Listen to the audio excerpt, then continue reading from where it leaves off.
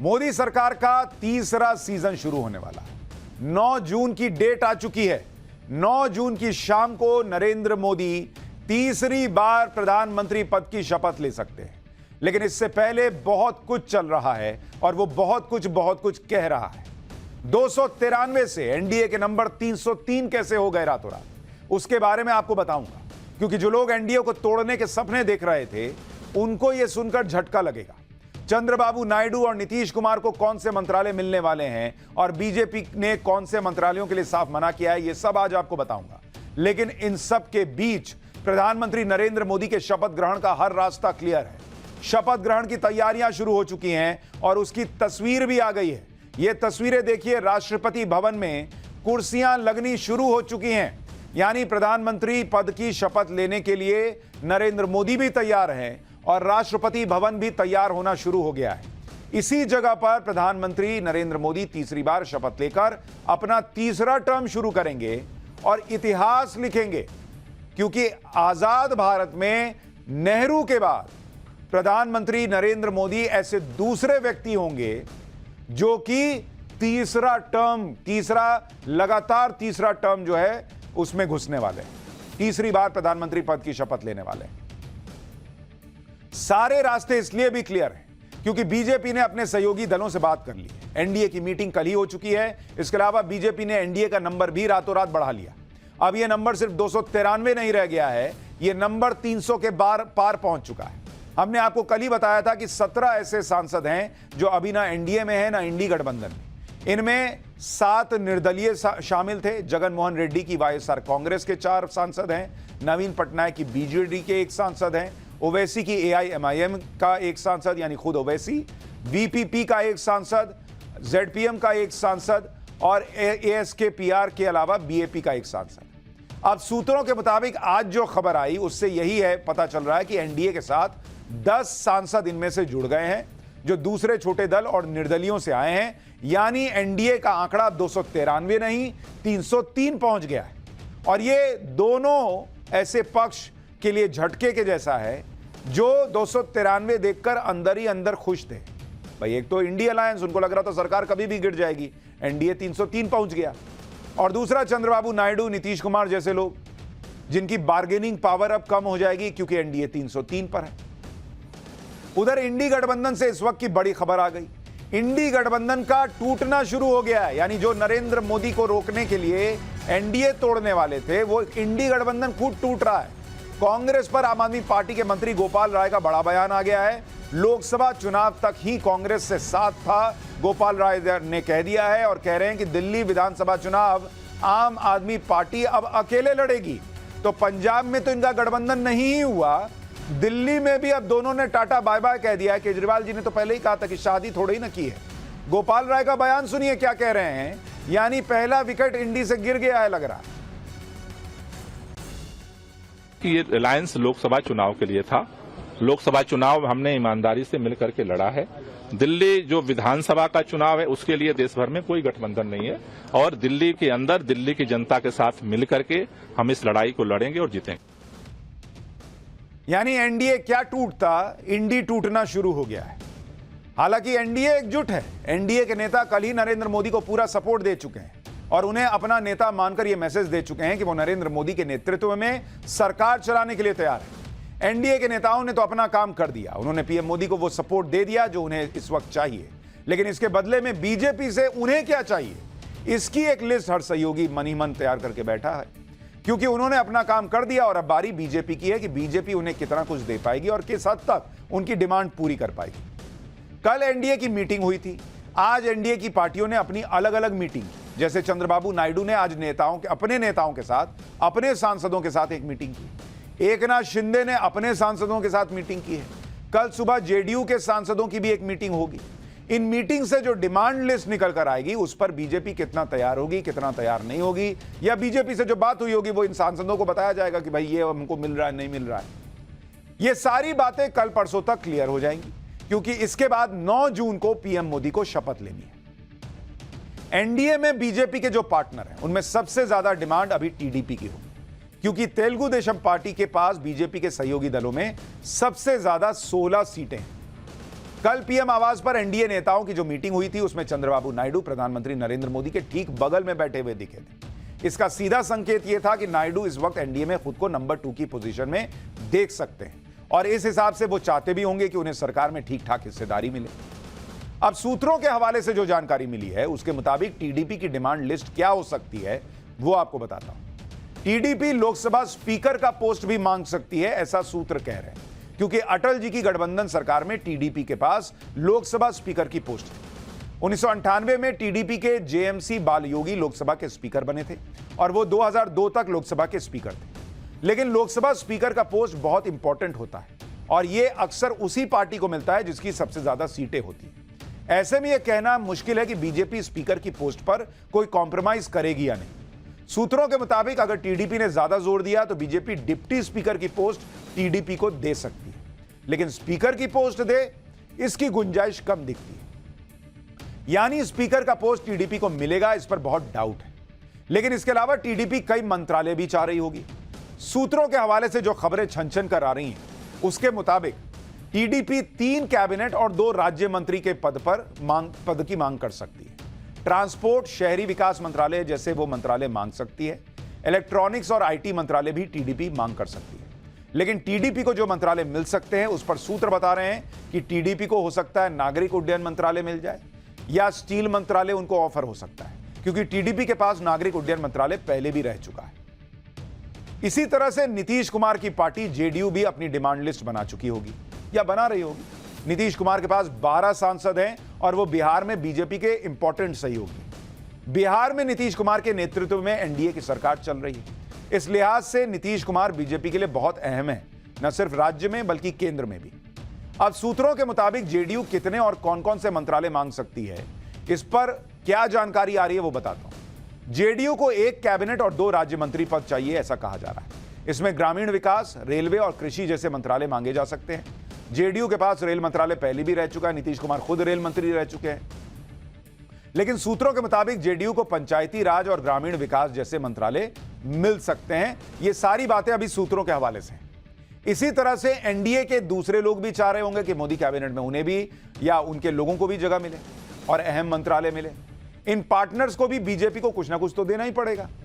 इनमें चिराग पासवान की एलजेपी है जिनके 5 सांसद हैं, एकनाथ शिंदे की शिवसेना है जिनके 7 सांसद हैं, जीतन राम मांझी हैं जो अपनी पार्टी के इकलौते सांसद हैं, अनुप्रिया पटेल जो मोदी कैबिनेट में 2 बार से मंत्री हैं, जयंत चौधरी जो चुनाव से ठीक पहले एनडीए में आए, पवन कल्याण जिनकी जनसेना पार्टी आंध्र प्रदेश में गठबंधन में। अब किसको क्या मिलेगा क्या नहीं मिलेगा, कैबिनेट में जगह मिलेगी भी या नहीं मिलेगी, ये अभी कुछ क्लियर नहीं। आप सोचिए, कुछ सीट आपने नरेंद्र मोदी को कम दी तो अभी जो नरेंद्र मोदी का फोकस था कि कैसे भारत को जो है तीसरी सबसे बड़ी अर्थव्यवस्था बनाना है, वो देखिए कैसे फोकस शिफ्ट करना पड़ रहा है कि किसको क्या देना है, इस पर दिमाग लगाना पड़ रहा है। वरना नरेंद्र मोदी अभी ये दिमाग लगा रहे होते कि अब क्या करना है और कैसे जो है देश को एकदम 5th गियर में लगाना है। सूत्रों के मुताबिक मंत्रालयों के बंटवारे के जिस फॉर्मूले की सबसे ज्यादा बात हो रही है, उस फॉर्मूले के मुताबिक हर 4 सांसद पर 1 मंत्रालय मिलने की बात कही जा रही है। यानी जैसे टीडीपी के 16 सांसद हैं तो उनको 4 मंत्रालय मिल सकते हैं, जेडीयू के 12 सांसद हैं तो 3 मंत्रालय मिल सकते हैं, शिवसेना शिंदे के 7 सांसद हैं तो उन्हें 2 मंत्रालयों की उम्मीद होगी, चिराग पासवान के 5 सांसद हैं तो उन्हें कम से कम 1 मंत्रालय की उम्मीद होगी। यानी 4 सांसदों पर 1 मंत्रालय मिलने की बातें कही जा रही हैं। हालांकि बीजेपी यह समझती है कि यह गठबंधन की सरकार है और इसलिए थोड़ा बहुत कॉम्प्रोमाइज तो करना होगा। लेकिन बीजेपी के सूत्रों के मुताबिक ऐसा नहीं होगा कि हर डिमांड ही मान ली जाएगी। सूत्रों का कहना है कि बीजेपी गठबंधन के नियमों को और गठबंधन के धर्म के तहत काम करेगी। किसी सहयोगी को अतार्किक और अनावश्यक मांग के आगे बीजेपी नहीं झुकेगी, यह बीजेपी मानकर चल रही है। मंत्रालयों के बंटवारे में सहयोगी दलों का पूरा ध्यान रखा जाएगा। अपने सभी सहयोगियों को बीजेपी साथ लेकर चलेगी।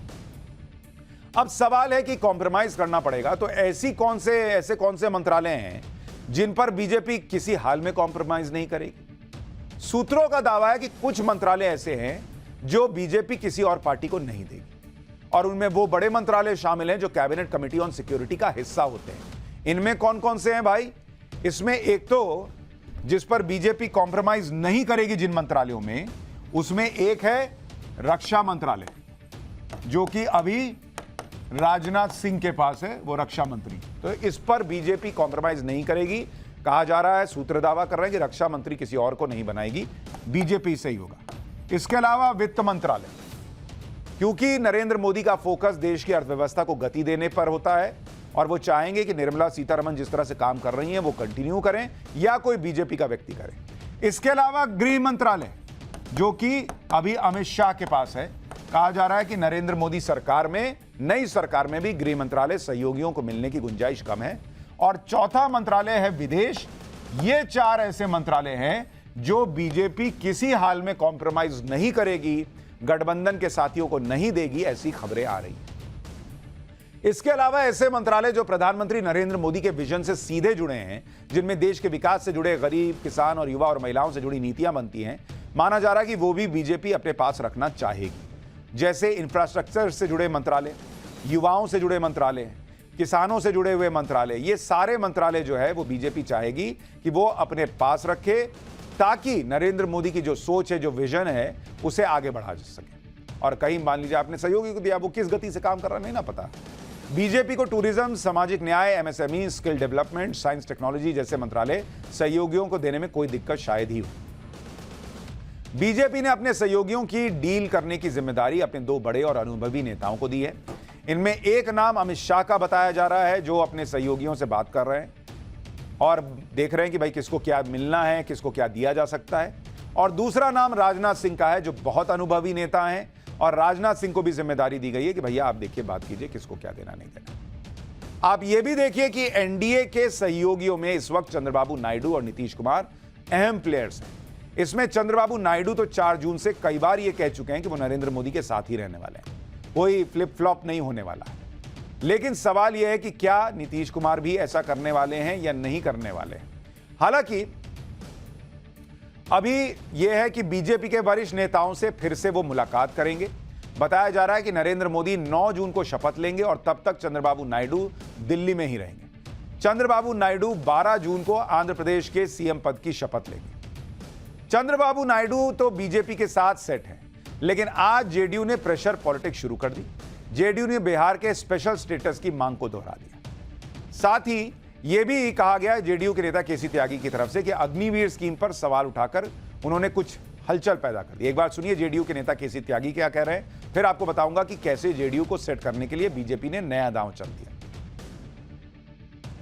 अग्निवीर योजना को लेकर के मतदाताओं के एक हिस्से में नाराजगी रही है। हमारी पार्टी चाहती है कि विस्तार से उन कमियों खामियों को दूर किया जाए, जिसको लेकर के जनता ने सवाल उठाए। यूनिफॉर्म सिविल कोड पर पार्टी के राष्ट्रीय अध्यक्ष होने के नाते विधि आयोग के अध्यक्ष श्री चौहान को मुख्यमंत्री चिट्ठी लिख चुके हैं।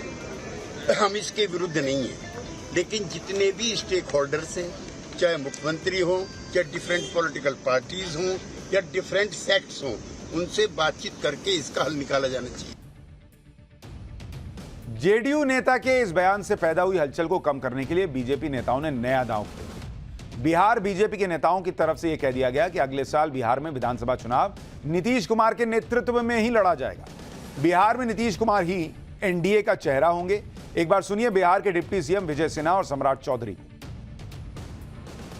हमारे एनडीए के नेता माननीय नीतीश कुमार जी हैं, तो इसमें जो पिछले दरवाजे से, चोर दरवाजे से घुसना चाहते हैं राजद के लोग, वो भ्रम की वातावरण बनाते हैं, क्योंकि उनको हिम्मत नहीं है। जेडीयू ने कहा कि 2025 में नीतीश कुमार के नेतृत्व में एनडीए चुनाव में जाएगी। अरे तो इसमें दिक्कत क्या है? नीतीश कुमार जी की नेतृत्व में 1996 से भारतीय जनता पार्टी आगे भी रहेगी। यानी अपने आप में बड़ा दिलचस्प है। देखिए पॉलिटिक्स में टाइमिंग बड़ी इंपॉर्टेंट है। इधर नीतीश कुमार की पार्टी क्या बात कर रही है दिल्ली में, उधर बिहार में उनको यह मैसेज दे दिया गया कि भाई आप ही के नेतृत्व में चलना है। तो बीजेपी के अंदर बहुत सारी चीजें चल रही हैं, वहां आत्ममंथन भी चल रहा है कि क्या हुआ नहीं हुआ। लेकिन पाठशाला में अब अगली क्लास, 99 सीट जीतकर कांग्रेस में जो हो रहा है वो मोदी को क्या 2029 भी जितवाएगा? कांग्रेस की 99 सीटों का वो एक्सरे जिसमें बहुत चोट लगी दिख रही है।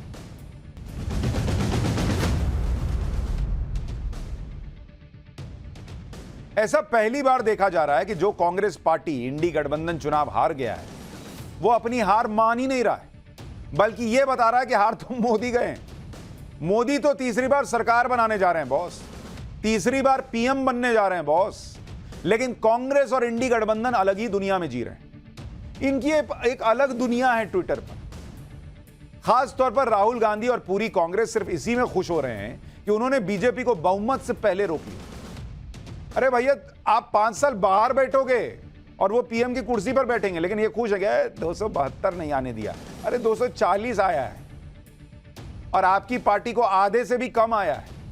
लेकिन राहुल गांधी को अपने प्रदर्शन को भी देखना चाहिए। लगातार 3 बार से कांग्रेस पार्टी उनके चेहरे पर चुनाव लड़ रही है, लेकिन वो अपने नेतृत्व में कांग्रेस पार्टी को 100 सीट भी नहीं दिलवा पा रहे भाई। 100 सीट 2014 में नहीं दिलवा पाए, 2019 में नहीं दिलवा पाए, 2024 में सब दल से गठबंधन कर लिए, इंडी अलायंस बना लिए, तब भी राहुल गांधी 100 पार नहीं करा पाए कांग्रेस को, 99 पे अटक गई। लेकिन बॉस, माहौल देखिए सोशल मीडिया से हर जगह ऐसा लग रहा है महाराज की जय हो, महाराज की जय हो के नारे लग रहे हैं। बीजेपी की सीटों की बात तो सभी कर रहे हैं, कांग्रेस का भी परफॉर्मेंस तो देखिए। 3 बार से कांग्रेस का हाल यह है कि इनसे सेंचुरी नहीं लग पा रही। बीजेपी 240 सीटें लाकर सबसे बड़ी पार्टी है, लेकिन 3 चुनाव से कांग्रेस का हाल अगर आप देखिएगा, कांग्रेस का हाल क्या है जरा यह भी तो याद कीजिए।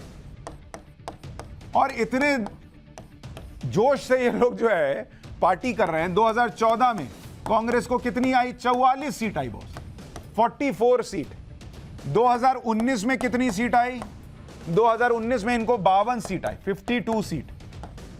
और 2024 में इनको कितनी सीट आई? 99 सीट। अगर इन तीनों बार के परफॉर्मेंस को भी अगर आप जोड़ दीजिए, 4 2 6 9 6 15 4 5 4 9 9 18 19 195 सीट बनता है। तो राहुल गांधी 3 चुनाव में राहुल गांधी मिला भी दीजिए 3 चुनाव में तो 195 सीट लाए हैं, जो अभी भी बीजेपी एक बार 2024 में जितनी लाई उससे 45 सीट कम। 3 बार से लड़ के भी राहुल गांधी उतनी सीट नहीं ला पाए जितना नरेंद्र मोदी को यह कह रहे हैं कि मोदी हार गए इस बार उतनी सीट। यह तो इनका हाल है। लेकिन नहीं, महाराज की जय हो के नारे लग रहे हैं। इस प्रदर्शन के बाद तो कांग्रेस को जश्न मनाने की बजाय आत्ममंथन करना चाहिए। कांग्रेस नेताओं को यह तय करना चाहिए कि वो लगातार इतनी बार से यह मामला चल रहा है, उसके बावजूद गांधी परिवार को ऐसे ही ढोने को कब तक तैयार रहेंगे। आज आपको डिटेल में बताता हूं कि कांग्रेस किस तरह से जगह जगह पर हारी है, जिसकी कहीं कोई चर्चा ही नहीं है। कांग्रेस के जिन जिन राज्यों में सरकार है वहां भी कांग्रेस ने खराब प्रदर्शन किया। जैसे हिमाचल प्रदेश में कांग्रेस की सरकार है, वहां पर बीजेपी सभी लोकसभा सीटें जीत गई, कांग्रेस की सरकार, जीत बीजेपी रही है। तेलंगाना में कांग्रेस की सरकार है, वहां पर बीजेपी ने अपनी सीटें डबल कर ली। कर्नाटक में कांग्रेस की सरकार है, वहां पर कांग्रेस डबल डिजिट में नहीं आ सकी, लेकिन हार मोदी गए। आप ये सुनकर हैरान हो जाएंगे कि देश में ऐसे कई राज्य हैं जहां कांग्रेस का खाता तक नहीं खुल पाया, वहां 1 सीट कांग्रेस नहीं जीत पाई। इसमें मध्य प्रदेश है, कांग्रेस को 1 सीट नहीं आई मध्य प्रदेश में। दिल्ली में कांग्रेस को 1 सीट नहीं आई आम आदमी पार्टी से गठबंधन के बावजूद। उत्तराखंड में 1 सीट कांग्रेस को नहीं आई। हिमाचल प्रदेश में 0, त्रिपुरा में 0, सिक्किम में 0, आंध्र प्रदेश में 0, जम्मू कश्मीर में 0, अरुणाचल में 0। इतने सारे राज्य जहां कांग्रेस को 0 सीट आई है, लेकिन महाराज की जय हो। लगातार तीसरी बार भी कांग्रेस सत्ता में नहीं आ रही, लेकिन फिर भी कांग्रेस बीजेपी को यह कहकर चिढ़ा रही है कि देखिए बीजेपी को तो सिर्फ 240 सीट आई, जबकि लगातार 10 साल सरकार चलाने के बाद भी अकेले अपने दम पर 240 सीट लाना कोई छोटी बात नहीं है, वो भी जब सारा ऑपोजिशन मिलकर चुनाव लड़ रहा था। पिछले 35 साल से बीजेपी के अलावा कोई ऐसी पार्टी नहीं है जो अकेले अपने दम पर 232 से ज्यादा सीट जीत पाई। आप परफॉर्मेंस देखिए बॉस, आपको मैं इतिहास याद दिलाता हूं, जरा देखिए नरेंद्र मोदी की जीत कितनी बड़ी है। अगर आप देखेंगे साल सरकार बनी और सीट आई, कितनी आई, ये 3 आप देखिए, आपको पता चल जाएगा नरेंद्र मोदी की जीत। 1989, 35 साल का आपको इतिहास बता रहा हूं बॉस। 1989 का साल था, 1989 कांग्रेस की सरकार बनी और सीट कितनी आई कांग्रेस को? 197। 1991 बॉस, ये गठबंधन है, कांग्रेस प्लस कर लीजिए। उसके बाद 1991 में देखिए कांग्रेस की सरकार आती है 232 सीट आती है कांग्रेस को। 1996 में बीजेपी की सरकार आती है, 161 सीट आती है बीजेपी को। 1998 में फिर बीजेपी की सरकार आती है, यहां पर 182 सीट आती है बीजेपी को। 1999 में बीजेपी की सरकार आती है, फिर से बीजेपी को 182 सीट आती है। 2004 यूपीए की सरकार बनती है, कांग्रेस की सरकार, कांग्रेस प्लस उसकी सरकार आती है। कांग्रेस को कितनी सीट आती है? 145। 2009 200 कांग्रेस प्लस की सरकार बनती है, कांग्रेस को कितनी सीट आती है? 206। उसके बाद आप देखिए 2014 में नरेंद्र मोदी की सरकार आती है, बीजेपी गठबंधन की सरकार बनती है, सीट आती है 282 बीजेपी की, अकेले अपने बूते पर। और 2019 में बीजेपी की सरकार बनती है और बीजेपी की सीट कितनी आती है? 303 और अभी 240। यानी 1989 से लेकर 2024 में आ गए, अभी तक नरेंद्र मोदी ने जिस तरह से सीटें लाकर दी हैं, एक पार्टी नहीं लेकर आ पाई है बॉस। मैक्सिमम 232 कांग्रेस गई थी 1991 में। यह है नरेंद्र मोदी की जीत का मतलब।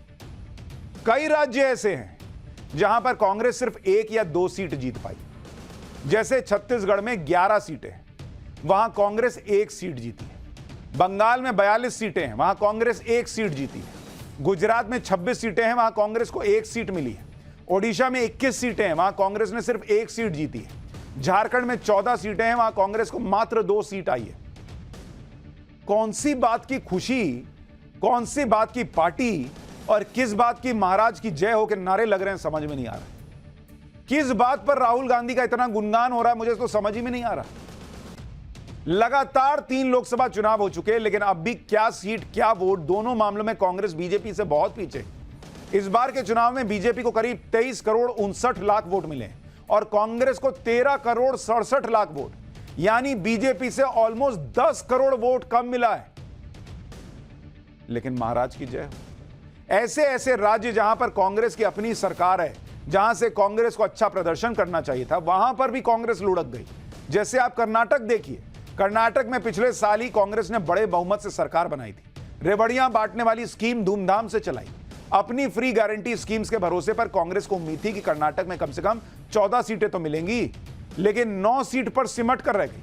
बीजेपी ने विधानसभा चुनाव में हार के बाद लोकसभा चुनाव में कमबैक किया और कर्नाटक की 28 में से 17 लोकसभा सीटें जीती। बीजेपी के सहयोगी दल जेडीएस ने भी 2 सीटें जीती और इस तरह कर्नाटक में एनडीए का आंकड़ा 19 पर पहुंच गया।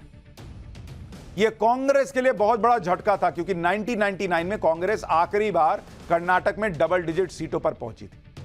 25 साल से कांग्रेस कर्नाटक में सिंगल डिजिट में अटकी हुई है और इस बार भी अपनी सरकार कर्नाटक में होने के बावजूद वो 9 सीट से आगे नहीं बढ़ पाई। खुद डिप्टी सीएम डीके शिवकुमार के भाई डीके सुरेश बेंगलुरु ग्रामीण सीट से 2,70,000 वोट से हार गए। लेकिन इनको अपना ही बिजी चल रहे हैं बॉस, मोदी हार गए में। एक भी कोई ऐसा डिस्कशन नहीं दिख रहा कि कांग्रेस की इतनी बुरी हालत है देश में। यह डिस्कशन नहीं दिख रहा कि सब करने के बाद हम मोदी को 240 से नीचे नहीं खींच पा रहे, अगले बार क्या करेंगे, कुछ नहीं। अभी तो पार्टी शुरू हुई है, माला माहौल चल रहा है। तेलंगाना में भी हाल में कांग्रेस ने सरकार बनाई, लेकिन वहां भी वो बीजेपी को बढ़ने से नहीं रोक पाई। तेलंगाना में 17 सीटों में से 8 बीजेपी ने जीती तो 8 कांग्रेस ने, 1 सीट एआईएमआईएम के खाते में गई, बीआरएस का खाता नहीं खुला। जबकि पिछले साल हुए विधानसभा चुनाव में 119 सीटों में से कांग्रेस ने 64 सीटें विधानसभा में जीती और बीजेपी सिर्फ 8 विधानसभा सीटें जीत पाई थी। लेकिन विधानसभा चुनाव में मिली बढ़त को कांग्रेस लोकसभा में कायम नहीं रख पाई। तो जो लोग कह रहे हैं कि नरेंद्र मोदी की लहर खत्म हो गई है, मोदी को देश ने नकार दिया है, बॉस मोदी को देश ने नकार दिया तो तेलंगाना में विधानसभा में सीटें नहीं आई, लेकिन लोकसभा में कैसे आ गई? तेलंगाना की महबूब नगर सीट, जो तेलंगाना के सीएम रेवंत रेड्डी का गृह जिला है, वहां भी बीजेपी ने जीत हासिल की है। कांग्रेस उस मल्काजगिरी सीट को भी नहीं बचा पाई जहां से 2019 में तेलंगाना के सीएम रेवंत रेड्डी सांसद चुने गए थे। मल्काजगिरी सीट पर बीजेपी ने करीब 4 लाख वोट से जीत दर्ज की। 4 लाख वोट। छत्तीसगढ़, जहां पिछले साल तक कांग्रेस की सरकार चल रही थी, लेकिन वहां विधानसभा चुनाव में हार के बाद कांग्रेस लोकसभा चुनाव में बुरी तरह हारी। छत्तीसगढ़ की कांग्रेस सरकार में सीएम रहे भूपेश बघेल तक अपनी सीट नहीं बचा पाए। राजनांदगांव सीट पर भूपेश बघेल बीजेपी के संतोष पांडे से 44,000 वोटों के अंतर से हार गए। इसके अलावा लोकसभा चुनाव लड़ने वाले कांग्रेस के 2 मौजूदा विधायक और 2 पूर्व मंत्रियों में भी हार का सामना करना पड़ा। इतने सवाल खड़े हैं कांग्रेस के सामने, और माहौल क्या है बॉस? यार गजब कर दिए, महाराज की जय हो। इसी तरह से आप मध्य प्रदेश में देखिए, जहां पिछली बार कांग्रेस ने 1 सीट जीती थी, इस बार तो वो 1 सीट भी इनको नसीब नहीं हुई। मध्य प्रदेश में कांग्रेस ने अपनी इकलौती सीट छिंदवाड़ा भी गंवा दी। छिंदवाड़ा में कमलनाथ के बेटे नकुलनाथ लड़ रहे थे, वो हार गए। नकुलनाथ को बीजेपी के नए कैंडिडेट बंटी साहू ने 1 लाख से ज्यादा वोट से हरा दिया, जबकि इसी एमपी में शिवराज सिंह चौहान 8 लाख से ज्यादा वोट से जीते हैं। मध्य प्रदेश हो या फिर गुजरात जैसा राज्य, कांग्रेस और बीजेपी के बीच सीटों का ही नहीं, वोटों का भी इतना बड़ा गैप है जिस पर कांग्रेस को सोचना चाहिए, ना कि हार के बाद जश्न के मोड में रहना चाहिए।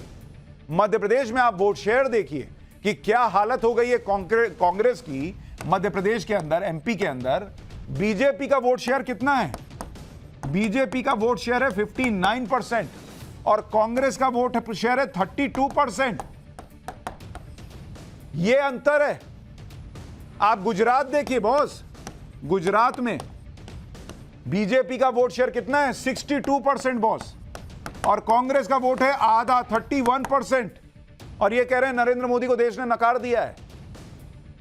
कब तक जो है शुतुरमुर्ग की तरह जो है वो मुंह रेत में घुसा के रहिएगा भाई? गुजरात में तो 2 लोकसभा चुनाव के बाद पहली बार कांग्रेस को 1 सीट मिली है। गुजरात की 26 सीटों में सिर्फ बनासकांठा की सीट है जहां पर कांग्रेस जीती। बनासकांठा में कांग्रेस की गनीबेन ठाकुर ने 30,000 वोट के अंतर से बीजेपी कैंडिडेट को हराया। गुजरात वो राज्य है जहां कांग्रेस लगातार विधानसभा चुनाव हार रही है और लगातार लोकसभा चुनाव में भी उसका सफाया होता जा रहा है। फिर भी ये जश्न किस बात का मना रहे हैं, समझ से बाहर। यूपी में क्या हुआ, अब इसकी भी बात करता हूं। कांग्रेस तो देखिए, ये एक्सरे आप कीजिएगा तो कांग्रेस के अंदर अस्थि पंजर सब हिला हुआ दिख रहा है, लेकिन इनके आसपास का इकोसिस्टम मानने ही नहीं देता है इनको कि नहीं आपको सुधार की जरूरत है। अरे गजब कर दिए बॉस ये वाला माहौल।